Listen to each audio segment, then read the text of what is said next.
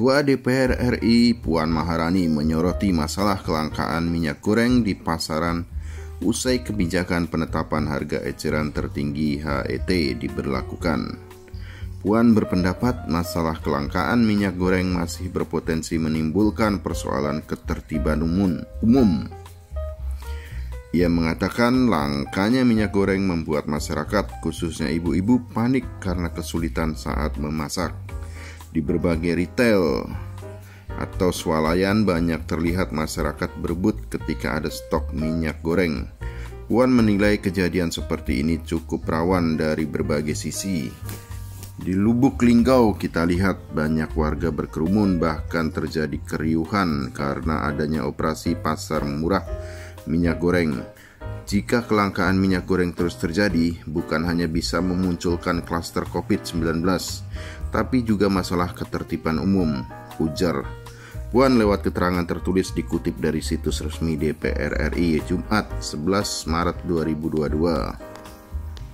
Puan mengatakan DPR RI terus melakukan pengawasan mengenai persoalan minyak goreng yang tak kunjung usai ini.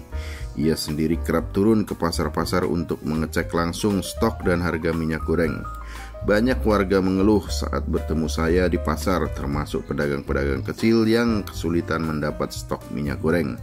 Padahal saat saya cek ke produsen di pabriknya, mereka mengatakan produksi jalan seperti normal, kata dia. Kelangkaan minyak goreng juga menyebabkan berbagai masalah lainnya. Salah satunya adalah menjamurnya oknum-oknum nakal. Bahkan ada yang menjual minyak goreng dengan dicampur air.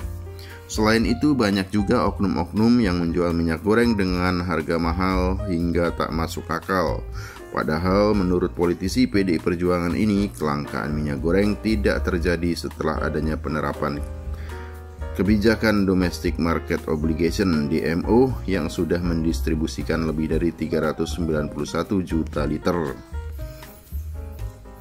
Ya, menurut Mbak Puan, dirinya sering mendatangi pasar-pasar untuk melakukan peninjauan harga minyak goreng dan juga harga kebutuhan pokok lainnya.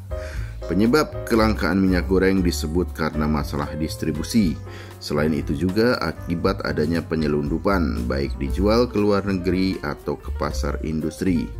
Kasus penimbunan minyak goreng ditemukan di mana-mana. Pengawasan distribusi masih belum optimal dan menyebabkan masyarakat kesulitan, ungkap Puan. Puan meminta penegak hukum mengusut para oknum nakal yang memanfaatkan keadaan sehingga membuat minyak goreng semakin langka. Selain itu, ia pun meminta pemerintah tegas menindak pihak penjual yang menjual minyak goreng di atas HET, harga eceran tertinggi. Malah terdapat retail atau swalayan yang memberikan syarat belanja bagi masyarakat agar bisa mendapatkan minyak goreng tersebut. Syarat-syarat tertentu yang dimaksud seperti minyak goreng bisa dibeli jika pelanggan melakukan transaksi belanja dengan nominal tertentu, atau syarat minyak goreng bisa dibeli harus dengan produk lainnya. Tentunya praktik semacam ini tidak boleh terjadi karena semakin memberatkan masyarakat. Masalah kelangkaan minyak goreng ini sudah serius. Harus segera ditemukan solusinya agar stok di pasar dan harganya normal, pungkas dia. Sementara itu, soal minyak goreng, pedagang pasar surati Presiden Jokowi minta keadilan. Dewan Pengurus Pusat Asosiasi Pedagang Pasar Seluruh Indonesia (APPSI) mengirim surat terbuka kepada Presiden Joko Widodo terkait minimnya pasokan minyak goreng murah di pasar tradisional hingga saat ini. Lewat surat itu, APPSI meminta Jokowi untuk mengeluarkan instruksi tentang distribusi yang adil dan merata secara proporsional minyak goreng murah antara retail modern dan pasar rakyat. Ketua Umum Dewan Pengurus Pusat APPSI Sudaryono mengatakan, pada dasarnya APSSI mengapresiasi pemerintah Jokowi yang sudah menentukan harga eceran tertinggi HET minyak goreng. Adapun rincian HET Rp11.500 per liter untuk minyak goreng curah dan Rp13.500 per liter untuk minyak goreng kemasan sederhana dan Rp14.000 rupiah per liter untuk minyak goreng kemasan premium. Namun ia mengkritik distribusi barang dan aturan kebijakannya yang tak merata, bahkan melihat realitas di lapangan cenderung mengabaikan azas keadilan. Dia juga menyinggung distribusi seperti diprioritaskan untuk dijual di retail modern. Ketidakadilan berawal dari adanya kebijakan atas minyak goreng yang hanya untuk dijual di retail modern, sementara di pasar rakyat tidak jelas kebijakannya, kata Sudaryanto dalam siaran persnya dikutip Kompas.com Kamis 10 Maret 2022. Dengan begitu, menurut dia, pemerintah mengabaikan azas keadilan sehingga merugikan para pedagang pasar tradisional.